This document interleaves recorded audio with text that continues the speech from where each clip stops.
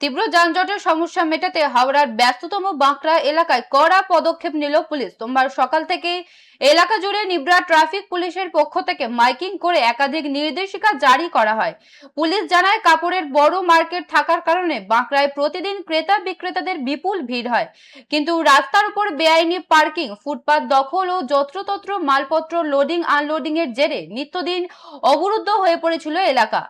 পরিস্থিতি সামাল দিতে এবার রাস্তার উপর গাড়ি দাঁড় করানো সম্পূর্ণ নিষিদ্ধ করলো ট্রাফিক পুলিশ। পাশাপাশি চালকদের হেলমেট পরা বাধ্যতামূলক করা হয়। আইন অমান্য করলে কড়া ব্যবস্থার হুঁশিয়ারি দিয়েছে পুলিশ, জানিয়ে স্বস্তিতে স্থানীয় বাসিন্দারা।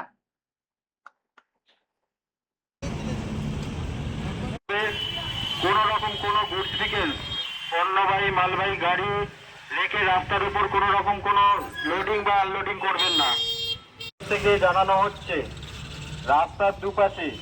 রাস্তার দুপাশে কোনো রকম কোনো অবৈধ পার্কিং করবেন না।